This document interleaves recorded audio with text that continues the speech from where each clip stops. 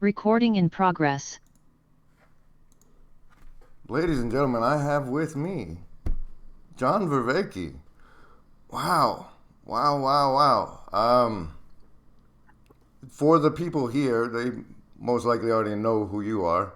I am General Griswold Gaius Grim of the First LARP and Gresham Protocol and troll of this little corner of the internet. And so it's a real testament to the generosity of spirit you have to even be here with me.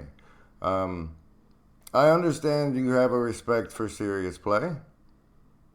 Yes. I have a ritual with my channel where, like reminding fish that they're in water, I remind people that there's a lot of mind control out there, even if you just consider advertisement, by Yeah. offering them savings throws against mind control using these dice, where they choose between survival, social, wisdom, or heart to base their savings throw on. If it's over 10, they take half damage from the mind control in the rest of the episode.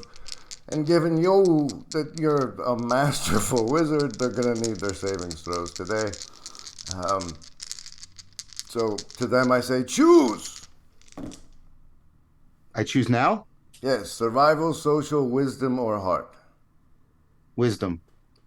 Survivalists with a 9, taking full damage. Socialists, prime 17, they're gonna be alright. Lovers of wisdom, 18. And heart folks as well, 18. Excellent. This is safe for everybody. Now, the story goes, I saw you on some guy named Mahan's channel, and he mentioned you were the department head of CogSci, and you said something like, and clinical psych. And No, so, no, CogSci. So I'm the director of CogSci, cognitive science, and I'm an associate professor in cognitive psychology. cognitive psychology. And I was curious what the implications of your work with relevance realization are to the field of psychology, cognitive or otherwise. Well, I mean, I think, and I argue, and I managed to publish that relevance realization has big implications for our understanding of intelligence, especially the part that's called fluid intelligence, our online active intelligence. Um, it tells us a lot, also in connected fashion, about consciousness, and therefore about altered states of consciousness that affect the relationship between consciousness and intelligence, like mindfulness, but other altered states of consciousness. I talk about mystical experiences, transformative experiences, flow. All of those things build off of relevance realization. Published a paper this year integrating relevance realization theory and the big five personality theory. And also published a paper recently integrating relevance realization and predictive processing theory, which is another very big framework coming out of the work of Carl Friston and Andy Clark and others. So I think it has a significant and it looks like I'm going to get one published integrating relevance realization and the psychology of rationality. So in many domains, it seems to be being taken seriously by all of the objective measures, or at least objective measures we have of that. And so I think it's reasonable for me to say that's where I see relevance realization having significant implications. How does the world work there? That you get these papers that are published integrating the whatnot. How does that end up manifesting in the offices where people are getting psychological treatment? Oh, well, there's one other connection that I haven't published on directly, although I've had a lot of indirect publications on it, which is I am arguing um, that relevance realization is the functional way, using functional language, of describing in existential language what we call meaning in life. That sense of connectedness to oneself, to other people in the world. that gives us a satisfying sense of our own cognitive agency, of a connection to reality, that there's a significance to our life, that our life matters, that meaning in life. Now, that meaning in life factor is uh, significantly correlated with lots of measures of psychological health and well-being. Okay. Let's well, first I want to say I caught you on Kurt, Yes. and you said something that was a little terrifying to me. And you expressed that you were a little terrified by it.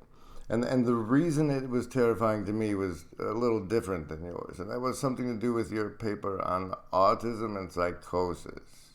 Yes. Yes. Can you tell me a little bit about that and make me either more scared or less scared, as the case may be? So that's actually the paper integrating relevance realization and predictive processing that was first authored by Brett Anderson, and then second author is Mark Miller, a former student of mine and now a collaborator, and then I was the supervising author. Um, that paper, we not only made the argument for the integration, we then showed how the integration could take what's called a descriptive continuum. So there was this consensus around this continuum, but it was just descriptive. There was no explanation for it, where you can put people on a continuum between autism and psychosis. And then what we were able to show is we could give an explanatory, we could turn that descriptive continuum into an explanatory continuum. We could explain what are the processes underneath, right, where people land up on the continuum. So making use of ideas of integrating relevance realization, predictive processing, we could explain what's going on in people who are autistic, people who are psychotic, and what the variation is in between them. So Does that was does that bit have something to do with like killing what the demon brings you? The default mode network brings you? I'm not familiar with what that means. Um, Could I, you? from I get that the default mode network is what distracts you and Yes. and Yes. brings you like, hey, what about this? What about this? What Oh, about I this? see. I see. Oh, that's very good. That's And very good. and I would say daemon rather than demon, but okay, that's fine. Yeah, yeah. Yes, in this way, that's very good, Grizz. Um, so it's more complicated this, but in the gist of it, relevance realization works in terms of multi-dimensional opponent process, many different dimensions in which opponent processing is happening, and then relevance realization is sort of the nexus realization. But within attention, one of the axes of opponent processing, as you're saying, is between the default mode network that introduces variation, distracts you, and the task focus network that brings you in. And they're both making impact on the salience network, how salience things are for you. And so what you're constantly doing is evolving your attention. Now that is really relevant because predictive processing, which is basically the brain is creating these multi-layered generative models trying to predict the world. And then the question it faces, well, what should it predict? And the answer is whatever is relevant to the organism. And then where it comes down to is the idea of what's called precision weighting, which is precision weighting is when the predictive processing gives more weighting, gives more processing time and resources to a particular set of signals. And that's their theory of attention. uh-huh. That's their theory of attention. And you can see how the two fit together beautifully. Relevance realization, okay, that's how you're doing it. And then predictive process says okay, you do that, and then you do the precision weighting, and that is right. And a way of thinking about it is like relevance realization is like Darwinian natural selection, and predictive processing is like Mendelian genetics, and the two integrate very well together to sort of explain the evolution of how you're fitted. And now that matters because the idea is that autism and psychosis are different patterns of attention, and they're in error in different ways because they are What was that waiting? yeah, exactly. No, the So weighting. What would you call it? yeah, the precision weighting. Okay, the precision weighting. Now, if you take the precision weighting and stretch it vertically from material reality to Platonic forms, Yeah. like the autistic person, like way weights like below the social layer, right? Yeah, And yeah. the So they're psychotic much person like There's yep. waits the messages from God. Yes. And so very much so. There's another dimension of attention, which is transparency, opacity, but we'll put that aside. One way of thinking of it is um, autistic people overfit to the data. What that means is, so all perception is sampling. I'm taking a sample of information and trying to predict or generalize as to what the real world population of information is. So there's always a risk of sampling bias, paying attention to patterns in the sample that aren't in. So if I took a vote here, how many people know about this little corner of the internet? Well, all of us. So At this everybody in the channel. world knows about it, right? So that's sampling bias, right? And so And what happens sampling happens because like there's so much you have to ignore just to function. exactly. So you're sampled, and what autistic people do is they overfit to the sample. So their generalization is poor because they're trying to look in the world for patterns that are only in the sample and not in the world, and so they overfit. And then psychotic people are underfitting, right? And so basically, you can explain a lot of that and you can get some really weird connections that you wouldn't otherwise make. So there's a current theory of dreaming, which is the overfitted brain, which is the reason why we all dream, is that during the day we get overfitted to the data, and at night we dream, and we're basically psychotic in order to compensate and pull us out of being overfitted. Interesting. I'm. I. Okay. The place I'd really like to take this now is opponent processes. Like, Mm-hmm. can relevance realization be understood in like the set of opponent processes, and roughly how many is there in the set that is considered part of relevance realization? So, I mean, I think it's nested opponent processing in which there's opponent processing. Here's one opponent processing one dimension. Here's opponent processing another dimension. And there's also opponent processing going on between them. So it's multidimensional. It's a nesting of opponent processes. I We've never proposed any sort of deductive a priori argument as to what the number of these are. There's been a few that we have talked about abstractly, and then there's been a few in the papers. I mean, we've said, look, there seems to be important opponent processing between um, generalization and discrimination, where what so when I'm generalizing, I'm considering what's relevant, how much the same things are. And when I'm discriminating, I'm considering what's relevant is how different things are. And you need both of those, and you don't want to max, and so you do opponent processing between them. There is opponent processing between staying where you are and exploiting it, and exploring and seeing what is out there. Trade-off relationship. There's trade-off relationships between do I try and seek reward through multiple different action patterns or through a single? So do I hedge my bets, or do I go for the one big shot? And depending on what your environment is like, that's going to move around what you're going to do. And then you can see and you can see that implemented in various ways within machine learning here and there. And then there are similar things like I point out, like we just did within attention between, default mode network and task focused network, between transparency and opacity shifting, um, between have you paid attention to there before, how novel it is. So you can trace all of these out, and then you can also set up hierarchical relations. Like each opponent process is within a cost function. It has to do with how much energy, time, effort you're putting into something. And then you can have opponent processing, like I said, it's nested between the cost functions. So, for example, here's my generalization, discrimination, or integration, differentiation, or assimilation, accommodation. These are all right. And then here's my explore, exploit. right? And then I can do that other thing I said. Do I go for both of them? Do I emphasize this one? Do I emphasize that one? And so I'm doing opponent processing and opponent processing. I am very so what I typically do is I consider proposals, and then I see if I can the method I've been using, that we've all been using, is I consider proposals for opponent processing that are related to attention or salience. Um, and then I see if I can explain them in terms of the existing set. And so the set only grows very, very conservatively. But so far, there's six or seven.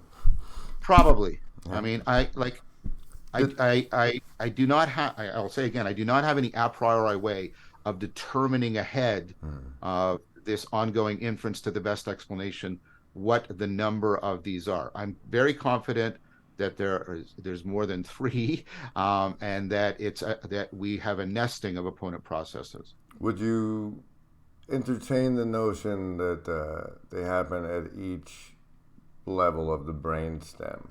There is an opponent process at play. I think that it's very, I would very seriously, I thought I closed the curtains. I would very seriously entertain the idea that this is fractal in nature, because in 2013 with Leo Ferraro, I published the proposal, that's what it is, that things like self-organizing criticality and small world network formation can implement relevance realization. And that's why they're correlated with measures of general intelligence. And both self-organizing criticality and small world network formation are found fractally within the brain. And so it's quite plausible what you just proposed. But that's an abstract argument as to, right? It doesn't take concretely what it is, right?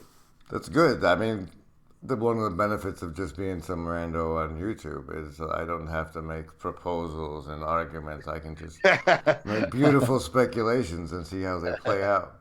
Like, for example, this the self-organizing criticality and small world networking you're speaking of happening in the brain. Yes. I see that as happening with your friend Jordan and the little corner, as far as like the YouTube attention, like went up in this spiral, and then now we're trying to find synchrony again Yeah. Yep. and lift it Yeah. up.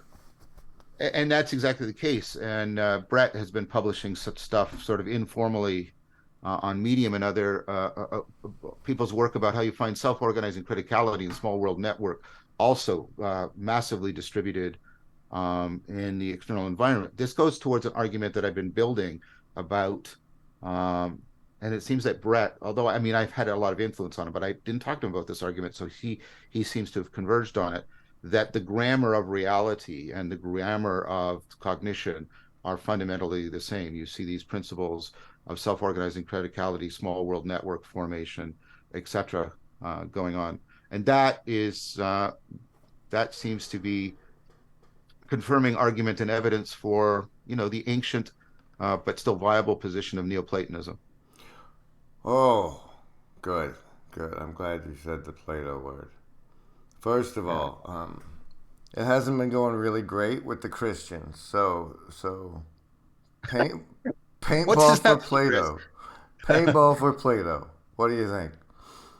Paintball for Plato? Is that what you said? Yes, yes. I'm trying paintball for Jesus, and they're not buying it. But I really think that video games are a risk, and we need to make sincere overtures to pull our youth back into their bodies.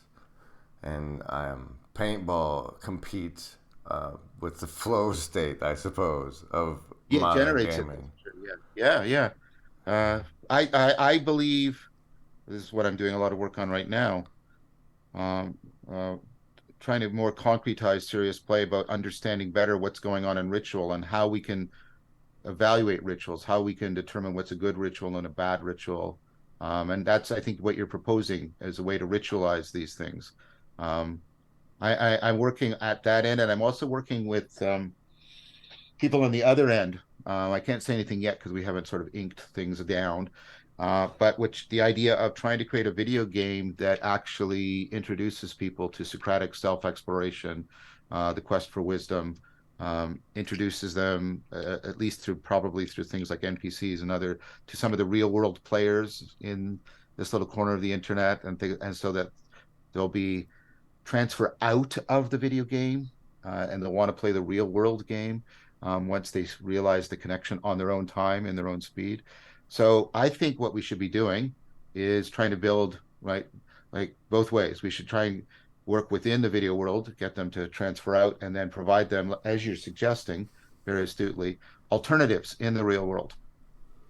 I I think that one of the ways we can benefit from what we're learning about how the brain organizes these things is also to mimic it in the way we organize ourselves in these online communities.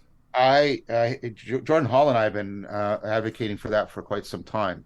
That we and the work that Dan Chiappi and I did on how the NASA scientists move the rovers around on Mars and how they get the collective intelligence of distributed cognition working really points to a different way of organization other than the sort of static Iron Age hierarchy. There are different ways of organizing human collaboration that, as you say, more readily mimic the brain. And instead of leaving that implicit, because you have all kinds of evidence for it happening implicitly, we could explicate it and actually afford it, and therefore improve the social organization of distributed cognition to enhance the collective intelligence, perhaps educated into collective wisdom. Oh, the Mars rover people, man. Why didn't they go to the face? All the conspiracy people know there's a face on Mars, and you guys send a rover up there, and you don't even go check out the face. I'm sorry, I had to. Sorry, John. Sorry. Yeah. Woo. I know you hate woo, Yes.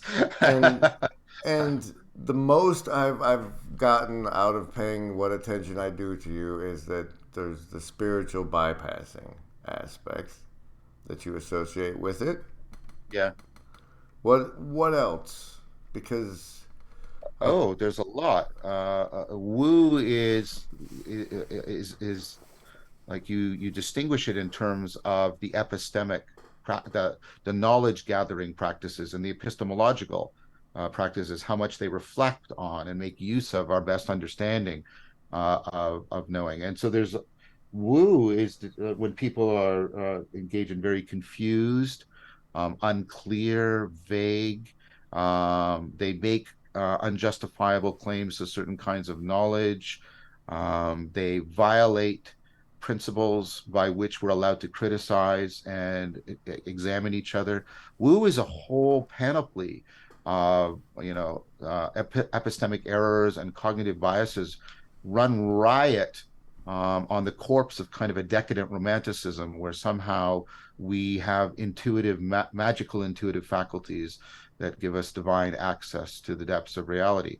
And I don't believe, with very good reason and evidence, that we have any such faculty. All of our faculties are adaptive, all of our faculties are flawed. There is no divine faculty, there is no demonic faculty, there is no single practice, there is no panacea practice.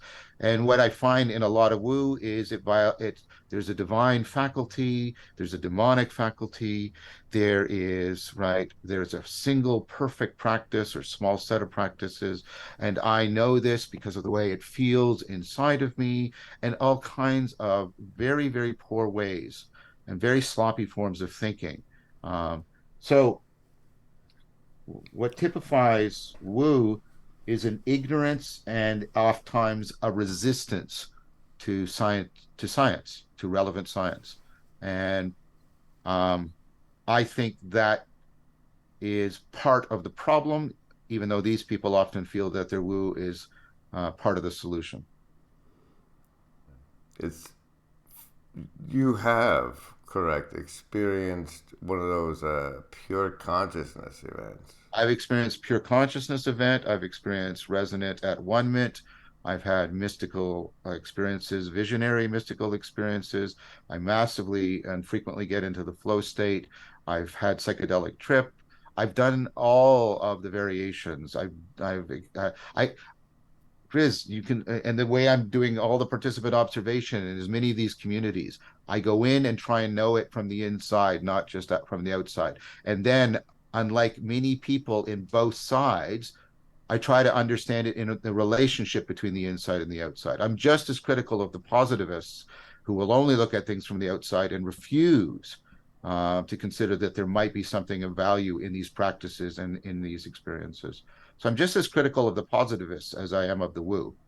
No, it's a little fascinating to me that having experienced one of those PCEs or whatever, that you still would say that there isn't faculties that the human organism possesses that are not well known, that we're not capable of more than we understand. Oh, I didn't say that. Okay, so let me respond because I think I wasn't clear. Um, I think that we have a tremendous capacity for self-transcendence. And one of the goals of the work I do on relevance realization is to try and give a completely naturalistic account of how real and significantly transformative self transcendence is possible for people. I have no doubt of that. What I do not believe is that that self transcendence reflects some sort of faculty that is epistemically perfect. I wouldn't even claim that people who have, I wouldn't take even my own experiences of non duality as definitive for pronouncing on the ontology. To the degree to which they converge with other people's experiences, they converge with other explanations of the functionality that's going on in cognition, and to the degree to which they can converge with good ontological accounts of what that might mean in reality, philosophical accounts, then I find it a highly plausible claim. And that's exactly the procedure I have followed. I never argue on the basis of the authority of my experience. That's a prototypical woo thing to do. I will indicate that I've had the experience so that people know that I have the right to speak about them from the inside, and I'm not just speaking about them from the outside. That is the sole function, because that is a legitimate epistemic function. Of course, I have the authority to say that I've experienced these things if I've experienced them. And so that is what I do. But I never, on the basis of, I had this experience, and therefore you should all believe that reality is X. I never do that. And I do not think anybody ever should.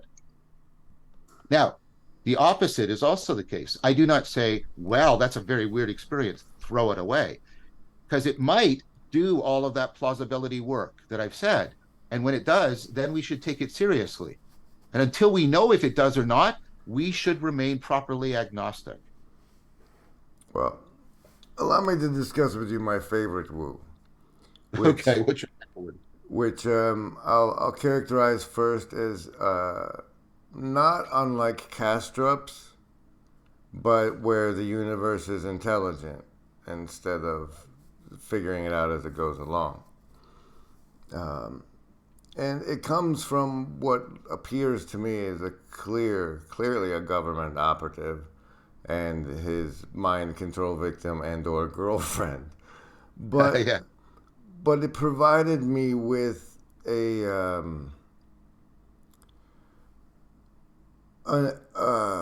a cosmology that Mm, made sense in a way that feels like perhaps Christianity is only telling you half of. mm, Where it's essentially existence happens in multiple densities, and this particular one is the one where we will learn love, and we have the choice between reciprocally narrowing it onto ourselves, and progressing to the next stage, or reciprocally opening it and broadening ourselves and going to the next stage. mm, mm, And mm, when I look and I see the species as either crawling into the machine, or it looks like a lot worse if you pay attention to Twitter. Having that gave me something that no other has provided.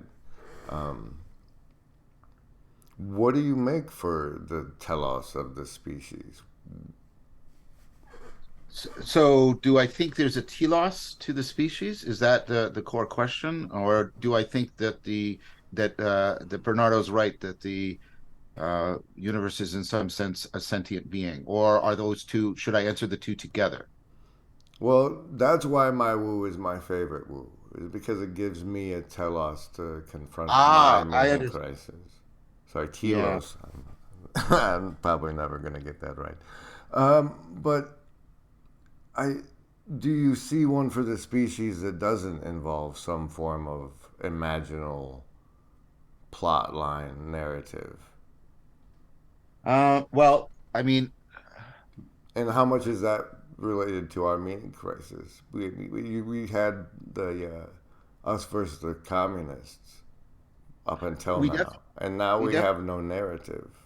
that's right, and that's Fukuyama's hypothesis, which is a watered down version of what is it, Kochev? Um, yeah, I I mean, the Fukuyama thing goes back through Hegel, and Hegel goes back through Protestantism, and Protestantism goes back through to the Hebrews and their proposal of the open-ended future and our co-creation with God and the possibility of a utopia. Um, Oh, John, in my timeline, you're a philosopher king. Okay, what do you think? What all these people? What does John think? what John thinks is that was axial age mythology that was imaginally, in the sense the way in which I use imaginally powerful for making us aware of and committed to moral aspiration. And I do not think John Vervaeke, if you're asking him, he is not a philosopher king, but he will answer you nevertheless. John Vervaeke thinks that we no longer need that in order to properly afford our moral aspirations. We do not need utopia or nostalgia, and they're often bound together. Now, we need narrative developmentally. And I repeatedly reminded many people that I've argued for the importance of narrative in cognitive development.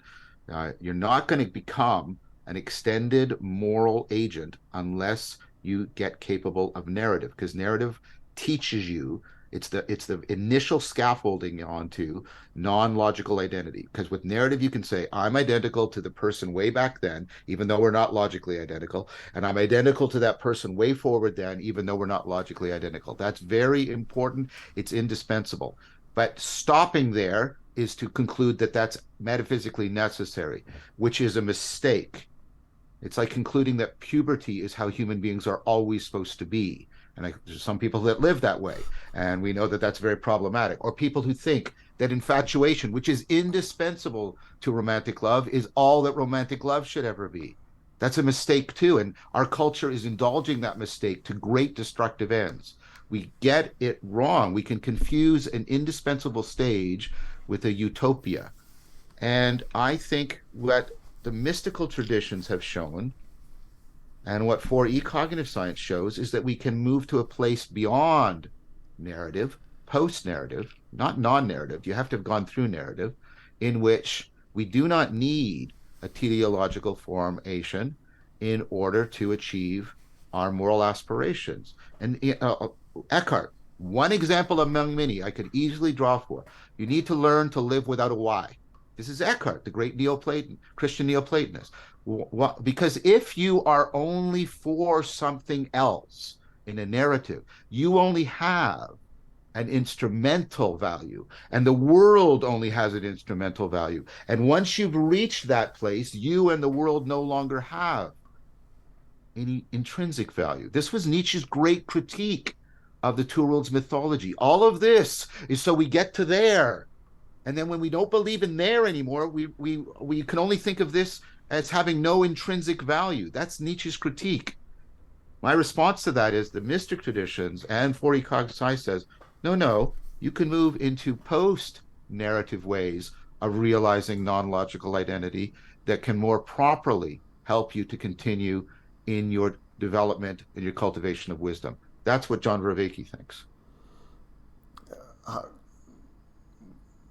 how would you say that to somebody at Walmart? I wouldn't. I just any more than I would, you know, talk about sexual intercourse to a 7-year-old, right? And that's not elitism. It's like that's avoiding cruelty. You do not impose upon people a developmental stage, although I'm sort of worried about hard line notions of stages, but you don't impose a developmental stage on people before they're appropriate. What you do is there was this brilliant individual who did this really amazing thing where he would tell what looked to be stories, and yet when you got into them as stories, they would explode and break you out of the narrative frame. And his name was Jesus of Nazareth, and he used parables to do exactly what you're talking about, Chris. That's exactly what he did. And the and I think the scholarship has just devastatingly critiqued the idea that parables are actually just allegorical narratives. It has destroyed that proposal, and you see similar things in other cultures. You see the Sufi teaching stories, which are stories that are designed to explode narrative. You see the Zen koan, which gets you asking a question, and you start looking for the narrative, and then it explodes it all away. I'm not. This is not smoke and magic I'm talking about. This is what many traditions have clear evidence for. And so what we have to do is we have to stop being like the person who is the infatuation junkie. It's like, yes, infatuation is wonderful, it's great, it's indispensable. Move on.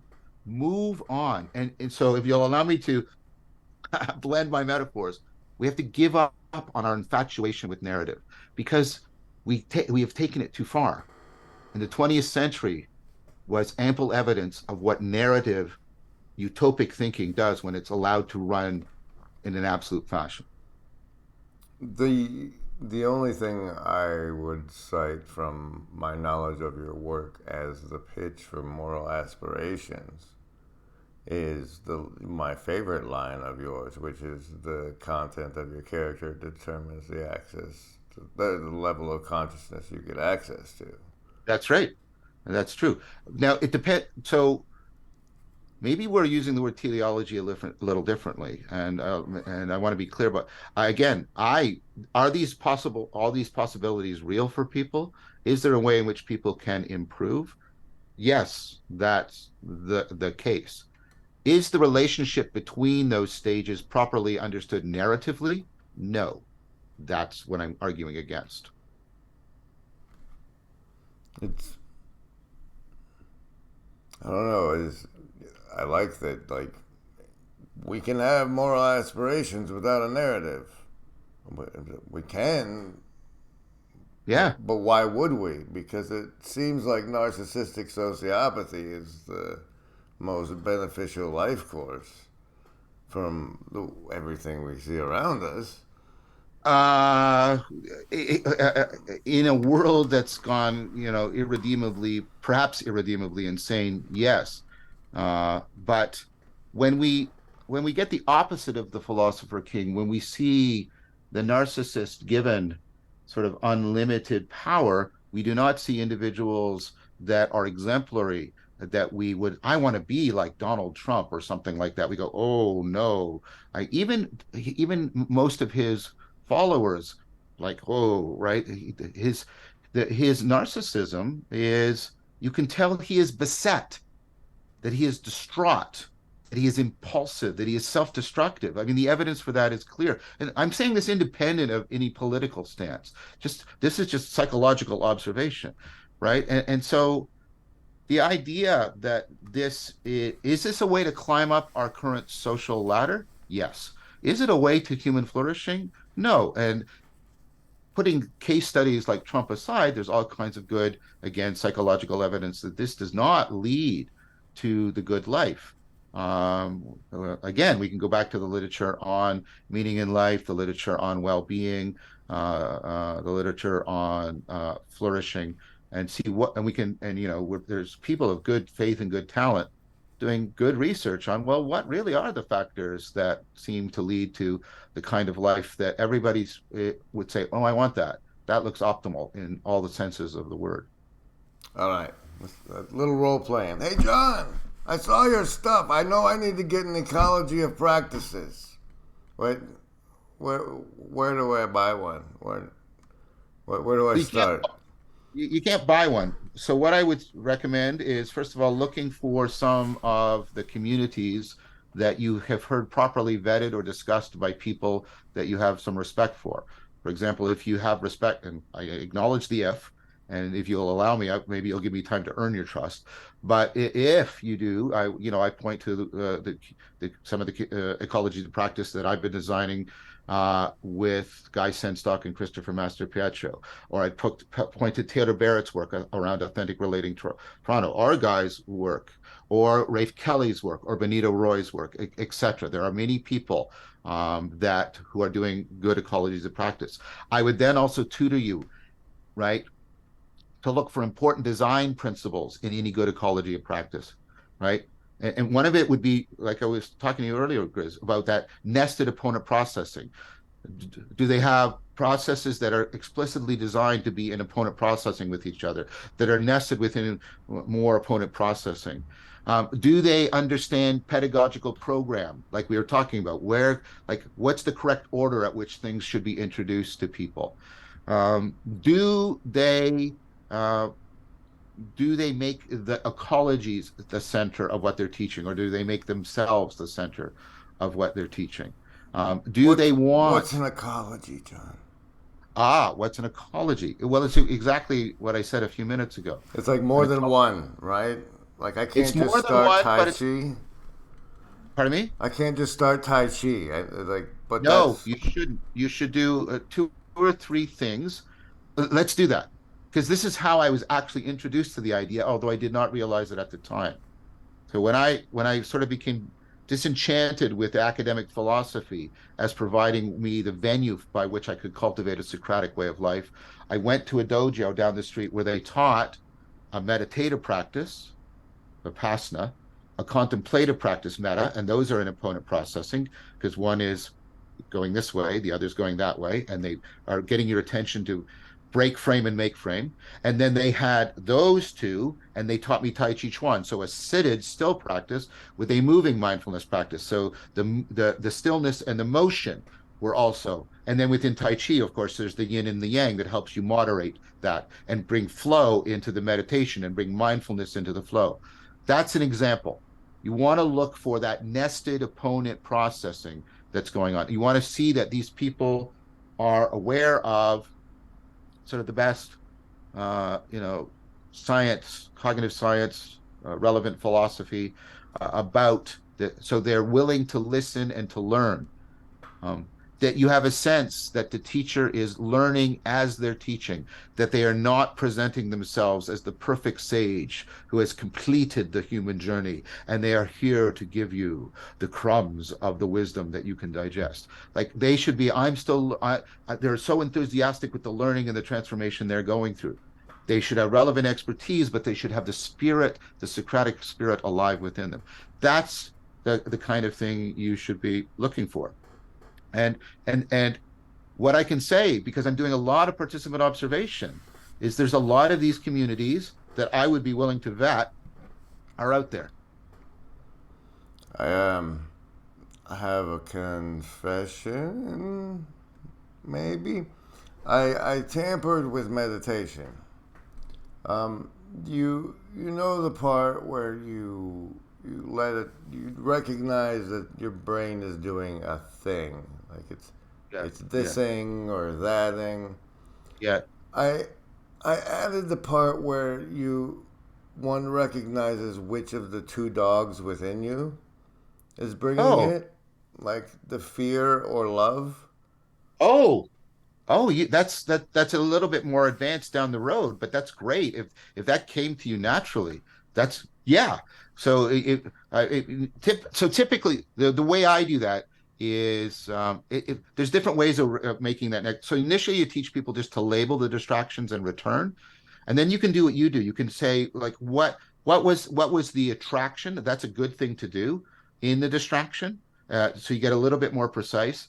I typically move, maybe I should bring that back in. That's a good thing to do. But I typically move people to, after they've done enough labeling, I teach them how to meditate on the distractions, how to apply the 5 factors of inquiring mindfulness that tends to disclose all of that kind of information and a lot more without getting them involved with the semantic content of the thought. So, for example, it's very easy to, like, if it's a sensation, you want to apply vigilance, which is don't just be satisfied with a superficial acquaintance. Oh, I know what pain is, for example. You're getting pain in your leg.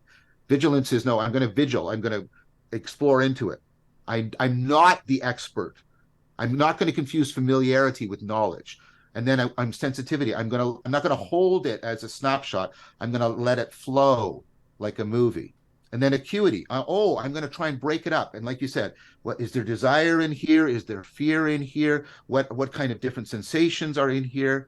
Right. And then noticing, I'm going to try and look at it from different perspectives. How is my intellect dealing with it? How is my heart dealing with it? How is my energy dealing with it? And then throughout, the 5th factor is reminding. I stay in mindfulness. I only ask questions by exploratory attention. I never get into theorizing or propositional reflection. And then that's the way you meditate on a distraction. And it does exactly that. It can tell you, often what you'll find is both dogs are at work. Like in pain, you'll find fear, yeah, of course, but then you'll find there's this really creepy desire part because it loves the intensity of because it's so real, and it's like, whoa, why, like, and then you have to notice that sort of wanting to pull back, and you have to stay with it. You have to stay in the reminding, and so that's typically what I do in the meditation course.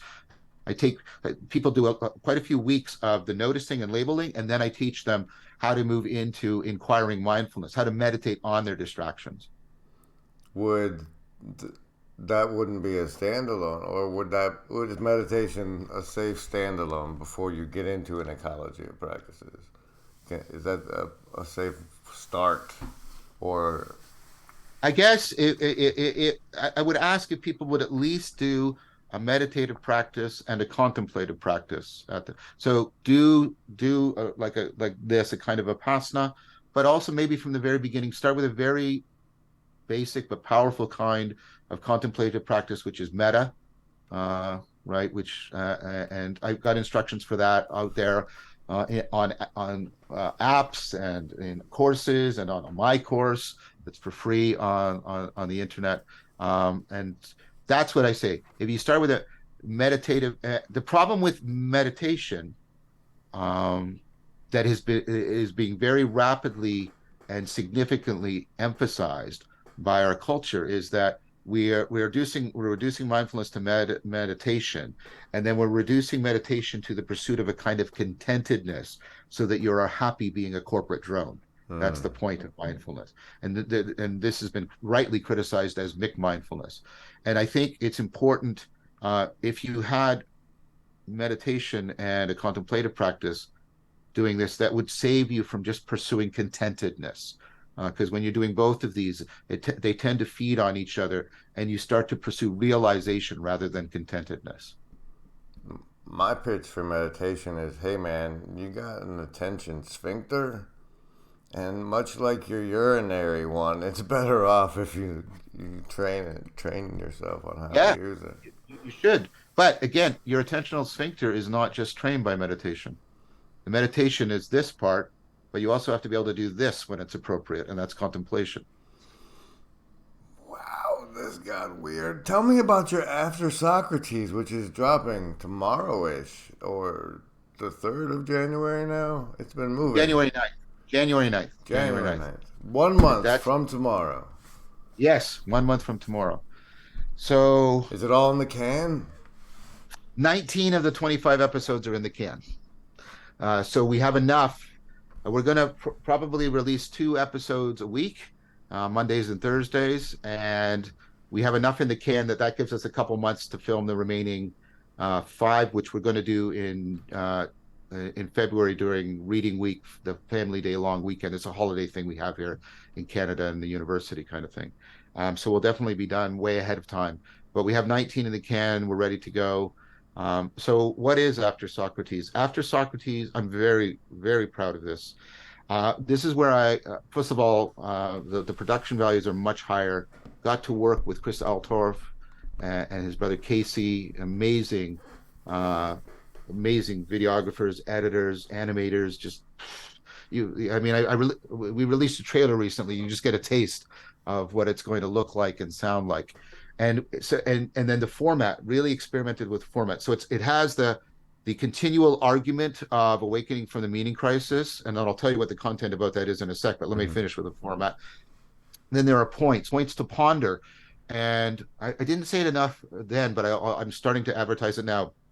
My hope is that those points of ponder will not only be taken up individually but collectively, like that there'll be watch groups that discuss, that I give points that to help them discuss the lecture, and then almost every lecture is followed by the teaching of a practice, and then there's a program of practices, pedagogical program of practices that helps you enact the content of each lecture and cultivate the Socratic path as you're learning about it. And that's what the argument is what can we learn from After Socrates, which is basically Socrates all the way through the Stoics into the Neoplatonic tradition, culminating in Erigena and Nicholas of Cusa. And what does this mean, and how it is viable, and how we can reconstruct uh, Platonic, Socratic, Platonic, Neoplatonic dialectic into dialogos as a meta practice, and how that meta practice works with an ecology of practice. I'm really trying to afford people adopting the Socratic way. So, like, are you releasing one a week? Kind of Two, two, two. and some of them, right, some of them are not monologue. This is future playing with it. So there's a series within the series in which Christopher Master Pietro and I do dialogue about the relationship between Socrates and Kierkegaard, in order to get into deep dialogue about the relationship between the Socratic Platonic pathway and the Christian way, and how and why they talk to each other, because they both Jesus and Socrates offer themselves as midwives to help people be born anew. There's similarities and contrasts, and Kierkegaard played with those, and Chris is just amazing anyways, but Chris is a deep devotee of Kierkegaard, and so there's that. And then there are also episodes that are pure training episodes. About halfway through the series, Guy Senstock, Taylor Barrett, Chris, and I, we demonstrate the whole pedagogical program: a meditative practice, a contemplative practice, some circling practices, philosophical fellowship, dialectic into dialogos. We demonstrate the whole thing. So, like it's there. I'm trying to pull out all the stops and give this everything I can, both in terms of format, production values, the content, and the way the content is delivered. So, if some yahoos from the corner, like, made chatting videos about your talking points at the end of the episodes, that'd be kind of ideal. That would be very welcomed. That would be very welcomed indeed.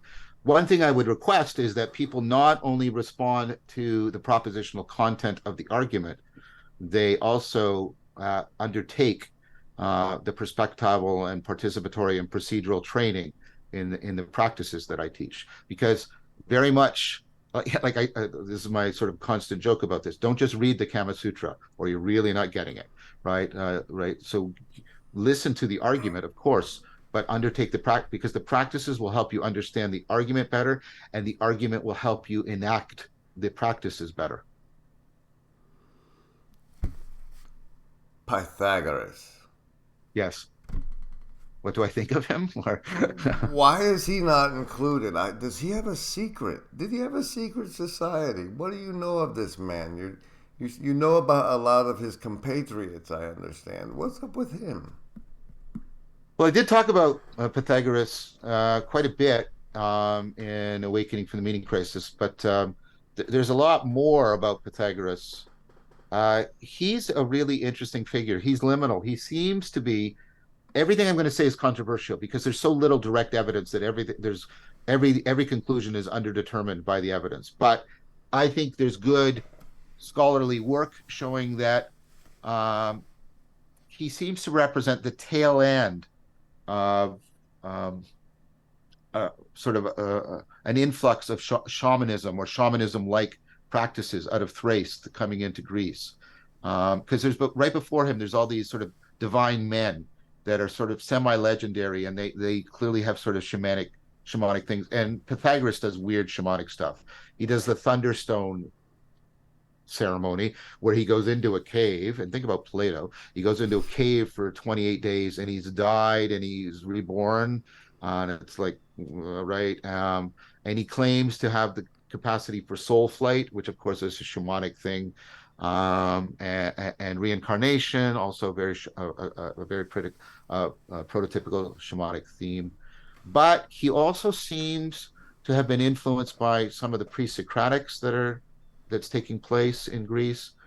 He actually coins the word philosophy, and cosmos. And he does seem to make this discovery about music and math, and start to make geometry a thing, but not just a thing the way it is for us, but a sacred practice, an imaginal practice. Is he the Um, music of the spheres guy? that's later, but he probably starts the line of thinking and experiencing that leads to that. Um, and so he's this enigmatic figure. He's like I say, he's liminal. He's right on the cusp between the shaman and the philosopher, and he has a huge impact. The two most important influences on Plato, I would say, are Pythagoras and Socrates. Uh, Plato's obviously deeply influenced by Parmenides and Heraclitus. He may have actually studied with Heraclitus's disciple Cratylus. So there's that influence. But the people that you can really see singing in Plato are Socrates and Pythagoras.